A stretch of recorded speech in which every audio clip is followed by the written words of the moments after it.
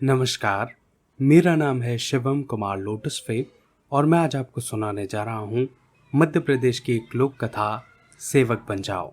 काशी के एक संत उज्जैन पहुंचे। उनकी प्रशंसा सुन उज्जैन के राजा उनका आशीर्वाद लेने आए। संत ने आशीर्वाद देते हुए कहा, सिपाही बन जाओ। यह बात राजा को अच्छी नहीं लगी। दूसरे दिन राज्य के प्रधान पंडित संत के पास पहुंचे। संत ने कहा, अज्ञानी बन जाओ। पंडित नाराज होकर लौट गए और इसी तरह जब नगर के सेठ आए तो संत ने आशीर्वाद दिया, सेवक बन जाओ। संत के आशीर्वाद की चर्चा राज दरबार में हुई। सभी ने कहा, यह कोई संत नहीं, कोई धूर्त है। राजा ने संत को पकड़कर लाने का आदेश दिया। संत को पकड़कर दरबार में लाया गया। राजा ने कहा, तुमने आशीर्वाद के बहाने सभी लोगों का अपमान किया है, इसलिए तुम्हें दंड दिया जाएगा। यह सुनकर संत हंस पड़े। राजा ने इसका कारण पूछा तो संत ने कहा, इस राज दरबार में क्या सभी लोग मूर्ख हैं? ऐसे मूर्खों से राज्य को कौन बचाएगा? राजा ने कहा, क्या बकते हो? संत ने कहा, जिन कारणों से आप मुझे दंड दे रहे हैं उन्हें किसी ने समझा ही नहीं। राजा का कर्म है राज्य की सुरक्षा करना, जनता के सुख दुख की हर वक्त चौकसी करना। सिपाही का काम भी है रक्षा करना। इसलिए मैंने उनसे कहा था कि आप सिपाही बन जाओ। प्रधान पंडित ज्ञानी होता है। जिस व्यक्ति के पास ज्ञान हो सब उसका सम्मान करते हैं, जिससे वह अहंकारी हो जाता है। यदि वह ज्ञानी होने के एहसास से बचा रहे तो वह अहंकारी होने से भी बच सकता है। इसलिए मैंने पंडित से अज्ञानी बनने के लिए कहा था। नगर का सेठ धनवान होता है, उसका कर्म है गरीबों की सेवा करना, इसलिए मैंने उसे सेवक बनने का आशीर्वाद दिया था।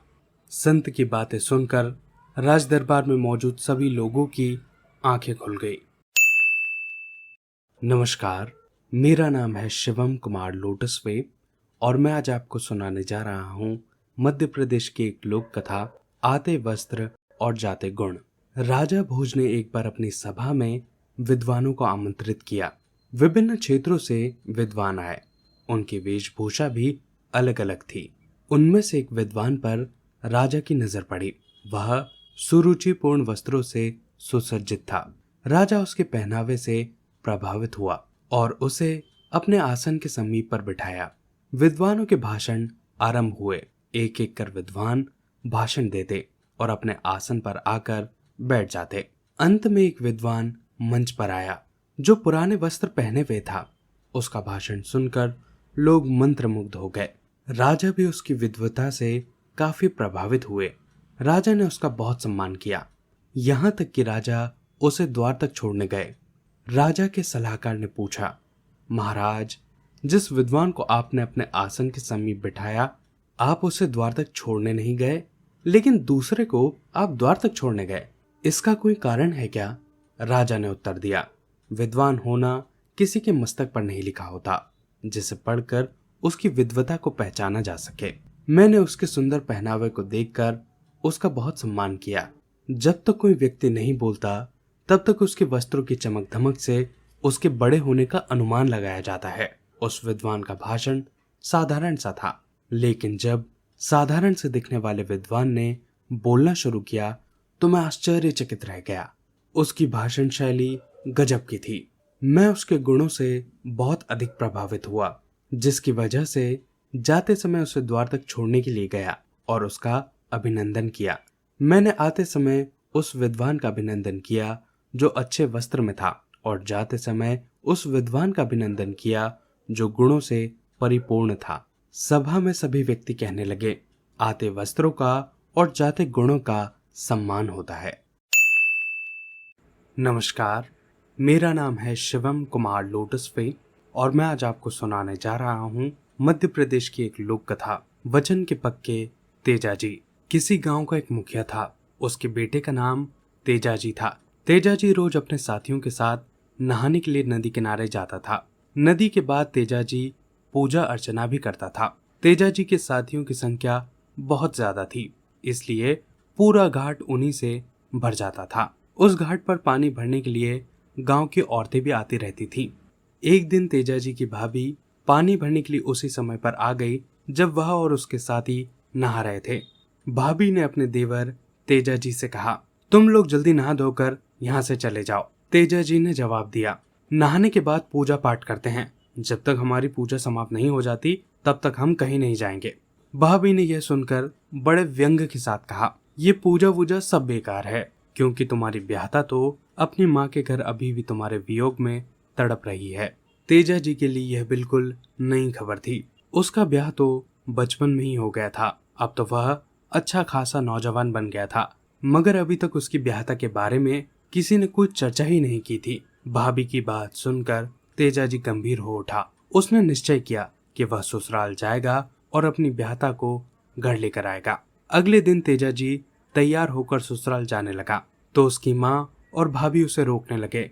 माँ ने कहा, तुम अभी मत जाओ, कुछ समय और गुजर जाने दो। वहां जाने का रास्ता बहुत लंबा है और कहीं कहीं तो खतरे भी हैं। भाभी भी बोली, मैं तो मजाक में ही तुम्हारी ब्याहता को ताना मार बैठी थी। अपनी माँ और मेरी बात काट कर मत जाओ। तेजा जी ने उनकी बात नहीं मानी। वह अपने साथियों के साथ अपने ससुराल की तरफ चल पड़ा। वह अपने गांव की सीमा के बाहर भी नहीं गया था कि एक बिल्ली ने उसका रास्ता काट दिया। तेजा जी ने उस अपशकुन की भी कोई परवाह नहीं की। तेजा जी अपने साथियों के साथ जब अपने ससुराल पहुंचा तो उसकी सास खुश नहीं हुई। उसका दामाद बिना खबर किए ही आ गया था और वह भी इतने साथियों को साथ लेकर। सास बहुत बूढ़ी और गरीब थी। इन लोगों की खातिरदारी भला कैसे कर सकती थी। रुष्ट होकर उसने अपनी बेटी से कहा, सुबह का जो बचा कुचा खाना है वह इनके सामने रख दो, आपस में मिल बांट कर खा लेंगे। तेजा जी ने उनकी बात सुन ली।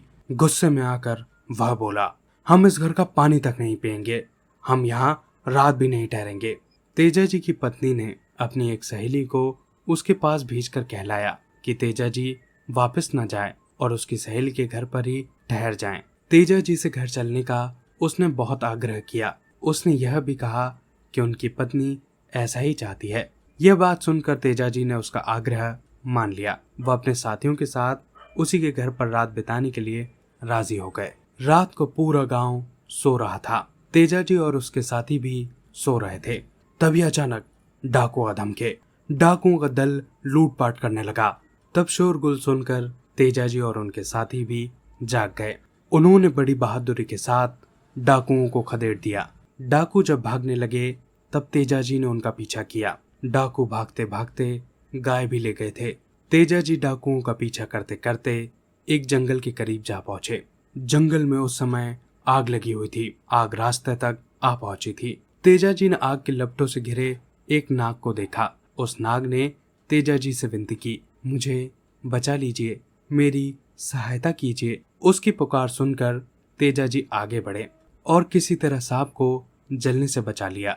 नाग को बचाकर उन्होंने एक सुरक्षित जगह पर उसे रख दिया। तब नाग ने फन उठाकर फुफकारते हुए कहा, मैं तुम्हें डसना चाहता हूँ, तुम अपनी जीभ बाहर निकालो। तेजा जी ने कहा, मैं अभी तो डाकुओं का पीछा कर रहा हूँ, इसलिए मुझे जाने दो। डाकुओं से गाय छीन कर मैं यही लौट आऊंगा, तब तुम मुझे काट लेना, मैं वचन देता हूँ। डाकुओं को भगाकर छीनी हुई गाय के साथ तेजा जी उसी स्थान पर आ गए जहां पर नाग उनकी प्रतीक्षा कर रहा था। तेजा जी अपना वचन भूले नहीं थे। अपनी जीभ आगे करते हुए उन्होंने नाग से कहा, लो अब तुम मुझे डस सकते हो। नाग पहले तो मुंह खोलकर डसने को हुआ, लेकिन तभी उसे चेत हुआ कि यह व्यक्ति तो वचन का बड़ा पक्का निकला। ऐसे सच्चे और ईमानदार आदमी को डसना ठीक नहीं है। उसने अपने डसने का इरादा छोड़ दिया और खुश होकर तेजा जी से कहा, मैं तुम्हें एक वरदान देता हूँ। आज से किसी भी व्यक्ति को अगर सांप डस ले तो तुम्हारे नाम का एक कपड़ा फाड़कर उसे गले में बांध देना, उसकी जान अवश्य बच जाएगी। और तभी से लोगों को यह विश्वास है, तेजा जी के नाम से गले में कपड़ा बांध देने पर सांप के काटे आदमी की जान बच जाती है। अगले दिन पत्नी के साथ तेजा जी अपने गांव चले गए और घर पर सभी ने उनका स्वागत किया। नमस्कार, मेरा नाम है शिवम कुमार लोटसवे और मैं आज आपको सुनाने जा रहा हूँ मध्य प्रदेश की एक लोक कथा, मौत आखिर टली। मालवा के राजा विक्रम रोज आधी रात को भेष बदलकर अपनी प्रजा का दुख सुख जानने के लिए निकल जाया करते थे। वह अपनी प्रजा को हमेशा सुखी देखना चाहते थे, एक रात वह घूमते घूमते गरीब बस्ती में जा पहुंचे। अचानक उन्हें किसी स्त्री के रोने की आवाज सुनाई दी। उन्होंने सोचा कि जरूर कोई बहुत ही दुखी होगी जो इस अंधेरी रात में रो रही है। वे झट से उस तरफ मुड़ गए। थोड़ा आगे बढ़ने पर उन्हें एक झोपड़ी दिखाई दी। पास जाने पर उन्होंने देखा कि एक झोपड़ी में दो बूढ़ी औरतें अपने माथे पर हाथ रखकर रो रही हैं। राजा ने भीतर जाकर उनसे पूछा, माताजी, तुम ऐसा कौन सा दुख है कि तुम इस आधी रात में रो रही हो? एक बूढ़ी औरत ने सर उठाकर कहा, बेटा, हमें कोई दुख नहीं है। यहाँ तो विक्रम सरीखा राजा का राज है। इस राज में भला कौन दुखी हो सकता है? राजा बूढ़ी औरत की बात सुनकर अचरज में पड़ गया। उन्होंने पूछा, तो फिर तुम दोनों रो क्यों रही हो? इस पर औरत बोली, बेटा, हम रोए नहीं तो और क्या करें?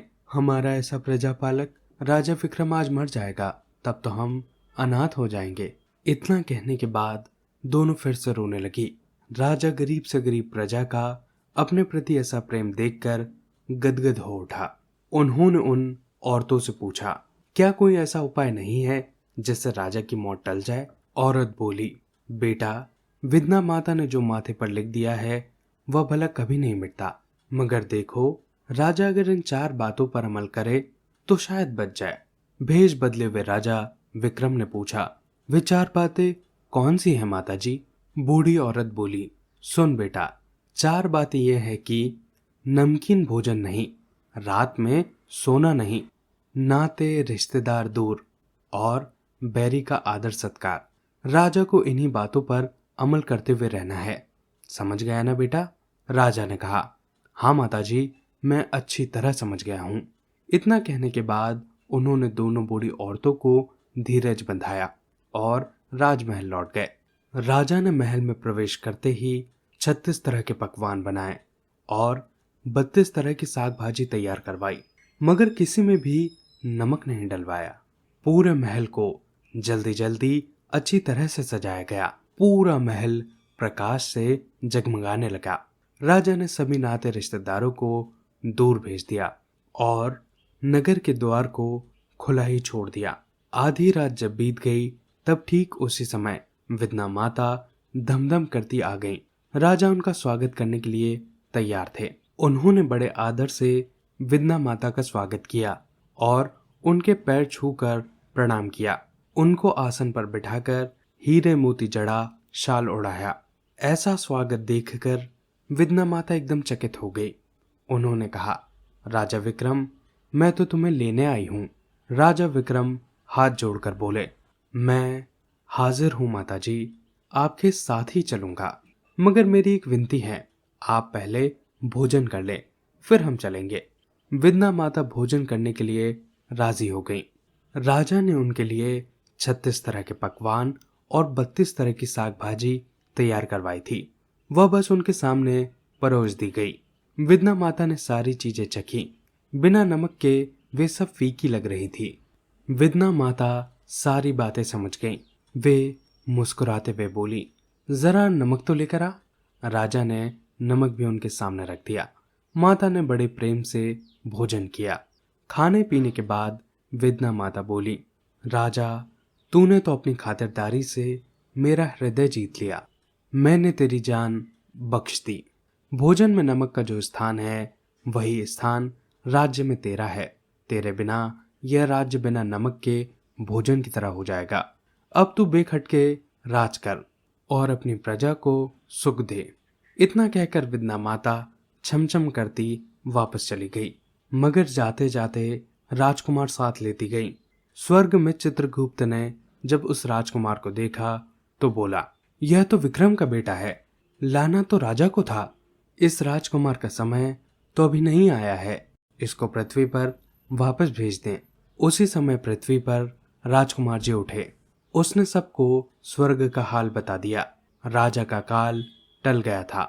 यह जानकर प्रजा बहुत आनंदित हुई और राजा की जय जयकार करने लगे।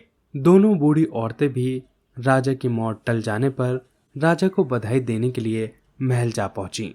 राजा को देखते ही वह पहचान गई। बूढ़ी औरत दूसरी बूढ़ी के कान में फुसफुसाई, अरे उस रात तो राजा हमारी झोपड़ी में आया था, वह तो हमारा राजा ही था। राजा विक्रम भी उन दोनों को पहचान गए थे। उन्होंने हंसते हुए उन दोनों को ढेर सारा इनाम देकर वहां से विदा किया।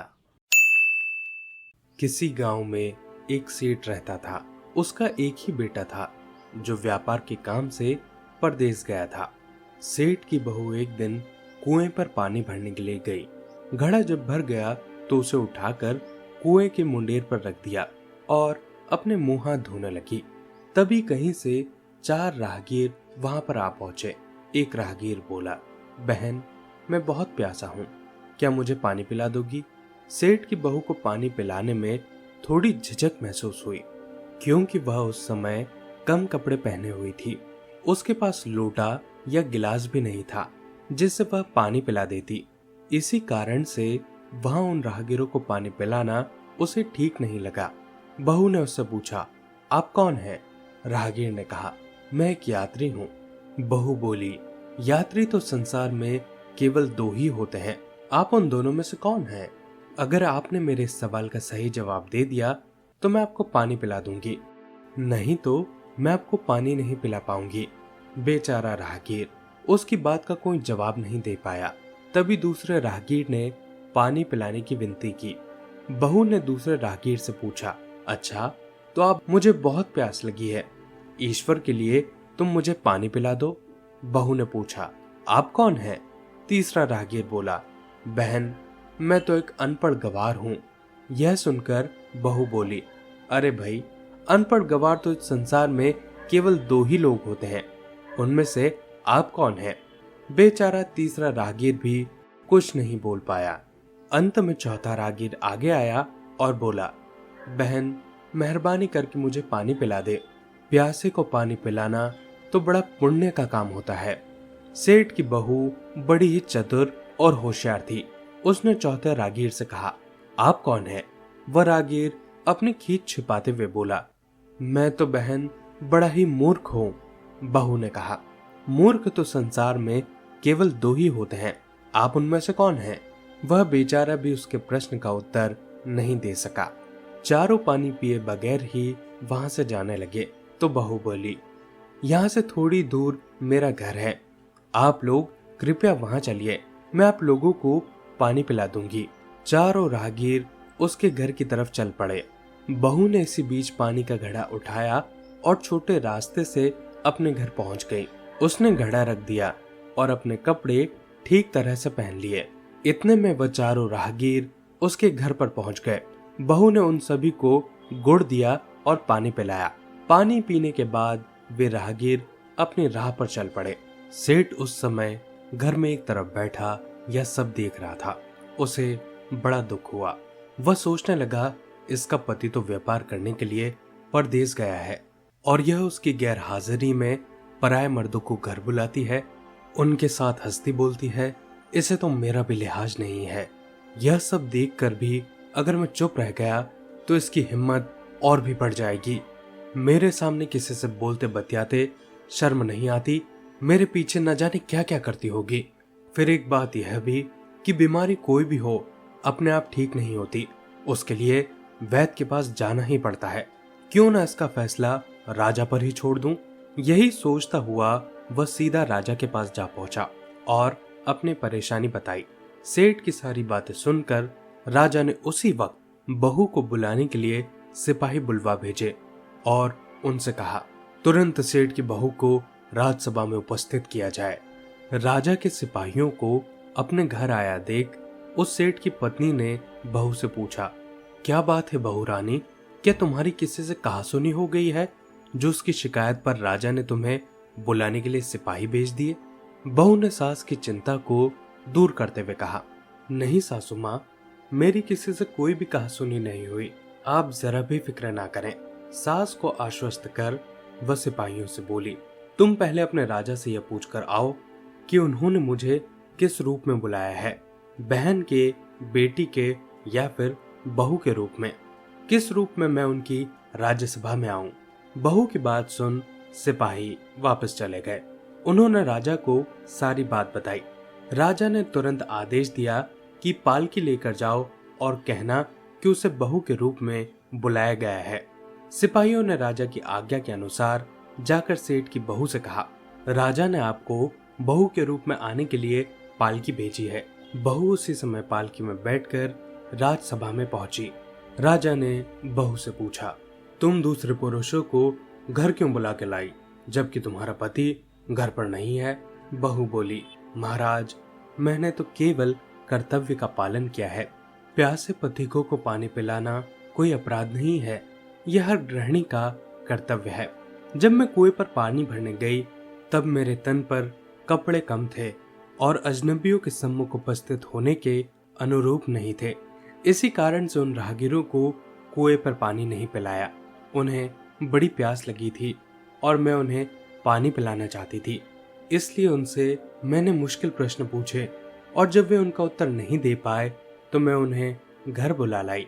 घर पहुंचकर ही मैंने उन्हें पानी पिलाना उचित समझा। राजा को बहू की बात ठीक लगी।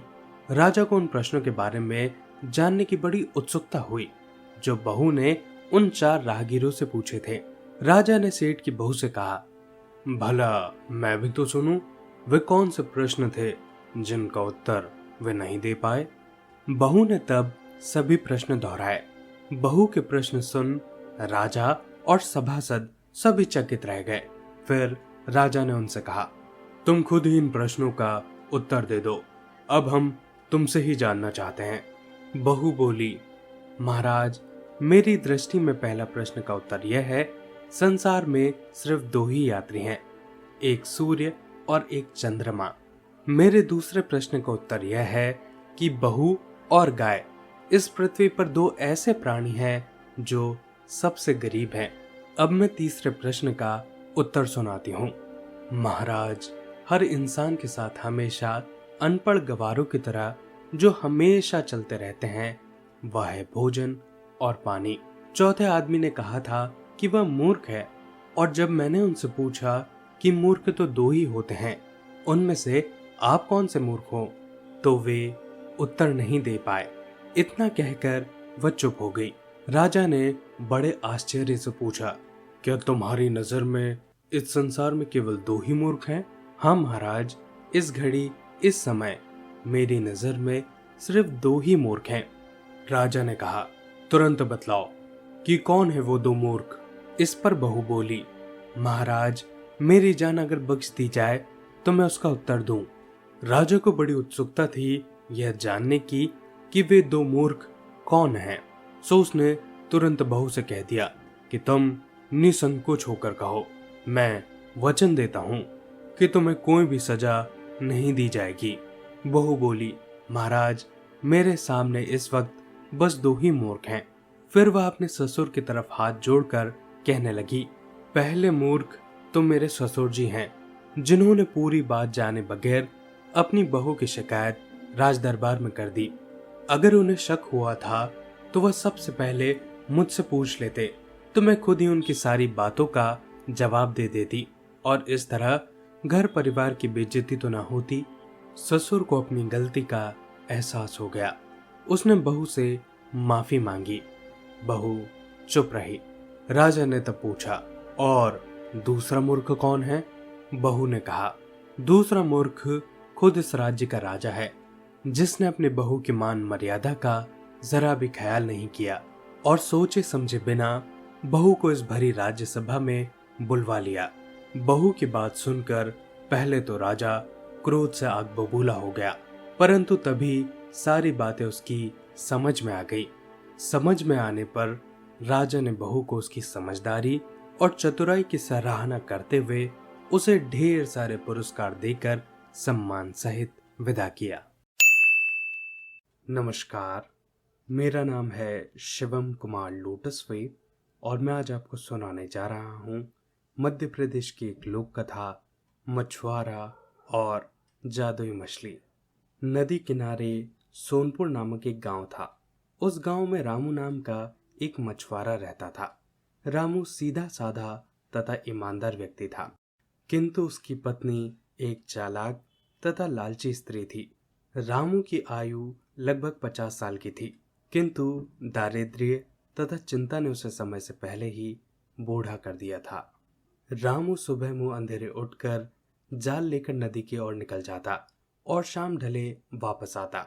वह सारा दिन नदी में जाल डाले बैठा रहता। उसके पास शाम होने तक कुछ मछलियां इकट्ठा हो जाती, जिन्हें बेचकर वह अपनी गृहस्थी की गाड़ी खींचता रहता। किंतु रामू फिर भी प्रसन्न रहता और 2 वक्त की रूखी सूखी मिल जाने के लिए ईश्वर का धन्यवाद अदा करता। उसकी स्त्री लच्छो लालची प्रवृत्ति के होने के कारण रात दिन उसको ताने देती रहती और रामू चाहे जितनी भी मछलियां लेकर आए वह कभी प्रसन्न नहीं होती थी। एक दिन रामू को हल्का सा बुखार था। वह फिर भी 2 बार नदी पर हो आया, किंतु उसके हाथ एक भी मछली नहीं लगी। इसलिए आया था, उसकी पत्नी ने उसकी नाक में दम कर रखा था। रामू उसे समझाता रहा, परंतु वह मानने को तैयार नहीं थी और उससे फिर से नदी पर मछली पकड़े जाने को कह रही थी। अंततः उसे फिर से नदी पर जाना पड़ा। वह बहुत देर से नदी में जाल डाले बैठा रहा, किंतु इस बार भी कोई मछली नहीं फंसी। निराश होकर वह जाल खींचने ही वाला था, किंतु उसे अपना जाल कुछ भारी सा प्रतीत हुआ। उसने जल्दी से उसे खींच लिया। उसने देखा कि उसके जाल में एक छोटी सी सुंदर सी मछली फंसी है। उसका रंग चांदी के समान चमक रहा था। मछुआरे को उस मछली पर बड़ा प्यार आया और उसे जाल में से निकालकर प्रेम पूर्वक उसकी पीठ पर हाथ फेरने लगा। छोटी सी मछली रामू से बोली, हे मछुआरे, मुझ पर दया करो और मुझे छोड़ दो। मैं इस नदी की रानी हूं। तुम अगर मुझे छोड़ दोगे तो मैं तुम्हारी प्रत्येक इच्छा पूरी करूंगी। बूढ़े रामू को मछली पर दया आ गई। उसने उसे फिर से नदी में डाल दिया और चुपचाप अपनी खाली टोकरी लिए घर वापस लौट आया। लच्छो ने जब टोकरी को खाली देखा तो उसका गुस्सा 7वें आसमान पर पहुंच गया और वह बूढ़े पर चिल्लाने लगी। बूढ़े ने उसे धीरज बांधते हुए सारी घटना कह सुनाई। लच्छो ने जब सारी बातें सुनी तो वह अपनी पति को कोसते हुए बोली, तुमने उस मछली से कुछ मांगा क्यों नहीं? अभी फौरन जाकर मछली से खाने पीने का सामान मांग कर ले आओ। बूढ़ा नानुकुर करने लगा तो वह खूब जोर से चिल्लाने लगी। हार कर मछेरा उल्टे पांव लौट गया। नदी पर पहुंचकर वह तेज आवाज में बोला, हे नदी की रानी मछली, तनिक बाहर आकर मेरी विनती सुन लो। तुरंत ही नदी की लहरों में बलखाती छोटी सी सुंदर सी मछली नदी तट पर आ पहुंची। बूढ़ा मछेरा उसे प्रणाम करके बोला, हे मछली रानी, मेरे घर खाने को कुछ नहीं है। कृपया मुझे खाने के लिए कुछ सामान दे दो। अभी तुम घर जाओ, मैं वहीं भिजवा दूंगी। इतना कहकर मछली फिर से नदी में ओझल हो गई। मछेरा जब घर पहुंचा तो घर के बाहर खाने पीने की ढेरों चीजें रखी हुई थी। उसने अंदर से पत्नी को बुलाया। दोनों ने मिलकर सारी चीजें घर के अंदर रखी। बूढ़ा इस काम को अभी खत्म भी न कर पाया था कि लच्छो फिर से बोली, सुनो जी, केवल खाने पीने की वस्तुओं से क्या होता है? जाओ जाकर मछली से बढ़िया बढ़िया कपड़े तथा जेवर मांग कर ले आओ। मछुआरा उसे समझाते हुए बोला, देखो, अभी अभी मैं इतनी सारी चीजें मांग कर लाया हूं। बार बार मांगना अच्छी बात नहीं है। बाकी चीजें कल जाकर मांग लूंगा। बूढ़ी ने उसकी एक न सुनी और वह चीखने चिल्लाने लगी। अंत में हार मानकर मछुआरे को जाना ही पड़ा। वह नदी किनारे पहुंचकर पुनः बोला, हे सागर की रानी मछली, तनिक बाहर आओ, मेरी विनती सुनो। पहले की तरह मछली नदी किनारे आ गई। मछेरे ने झिझकते हुए फिर से अपनी पत्नी की इच्छा सामने रखी। मछली बोली, उसकी इच्छा पूरी हो जाएगी। मछेरा जब अपने घर वापस लौटा तो उसने देखा कि उसकी बूढ़ी पत्नी सुंदर वस्त्राभूषण पहने सजी धजी बैठी हुई थी। बूढ़े को देखते ही वह बोली, ये कपड़े तथा जेवर पहनकर मैं इस झोपड़ी में रहती हुई अच्छी नहीं लगती। कल तुम सुबह जाकर मछली से रहने के लिए एक महल मांग लेना। बूढ़ा चुपचाप उसकी बातें सुनता रहा। सुबह होते ही बूढ़ी ने मछेरे को बिना खिलाए पिलाए नदी पर भेज दिया। मछेरे ने फिर से मछली को याद किया। जब वह आई तो बूढ़ा बोला, हे नदी की रानी, मेरी पत्नी झोपड़ी में रहते हुए बहुत दुख झेल रही है। इसलिए उसके रहने के लिए एक महल की जरूरत है। यह इच्छा भी पूरी हो जाएगी। इतना कहकर मछली नदी की लहरों में ओझल हो गई। बूढ़ा जब घर लौटा तो उसने देखा कि उसकी झोपड़ी के स्थान पर वहां पर एक सुंदर महल खड़ा है और बूढ़ी उसके अंदर सजी धजी बैठी है। वह बहुत खुश दिखाई दे रही थी। कुछ दिन इसी प्रकार बीत गए। अब लालची बुढ़िया का लालच फिर से सर उठाने लगा। एक दिन वह सुबह सुबह मछेरे से बोली, मैंने दिन रात काम करते हुए अपना सारा जीवन बिता दिया। तुम उस जादुई मछली से नौकर चाकर तथा सुख सुविधाओं का दूसरा सामान देने को कहो। बूढ़े ने उसे समझाने का प्रयत्न किया, किंतु बूढ़ी तो लालच में अंधी हो गई थी। उसने मछुआरे की एक न सुनी। मजबूर होकर मछेरा पुनः नदी की ओर चल दिया। वहां पहुंचकर उसने जादुई मछली के सामने अपनी इच्छा रखी। मछली मुस्कुराकर उसकी दृष्टि से ओझल हो गई। मछेरा जब लौटकर वापस आया तो उसने देखा कि उसकी पत्नी सजी धजी बैठी हुई है और उसके चारों ओर नौकर चाकर तथा दास दासियां हाथ बांधे खड़े हैं। एक दिन बुढ़िया सुबह सुबह बूढ़े से लड़ने झगड़ने लगी। वह चाह रही थी कि मछेरा मछली से उसे पूरी पृथ्वी की महारानी बनाने को कहे। जब वह किसी तरह नहीं माना तो बूढ़ी क्रोध में अपना आपा खो बैठी और नौकरों द्वारा बूढ़े को मार पीट कर घर से निकाल दिया। बेचारा बूढ़ा किसी प्रकार रोता कांपता नदी किनारे पहुंचा। उसने जादुई मछली को फिर से याद किया। किनारे पर आते ही जादुई मछली ने पूछा, कहो बूढ़े मछेरे, अब तुम्हारी स्त्री को किस चीज की इच्छा है? मछेरा बोला, हे मछली रानी, आज से पहले मैं अपनी पत्नी के कहने पर सब कुछ मांगता रहा, किंतु अब मेरी एक इच्छा है।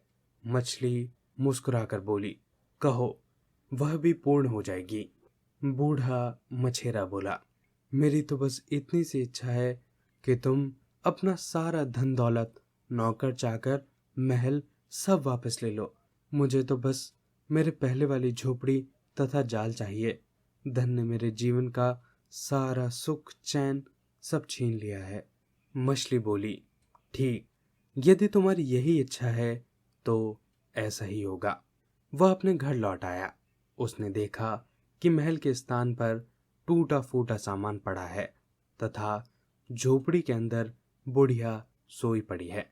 मछेरे ने उसे जगाया तो वह आंखें मलती हुई उठ बैठी।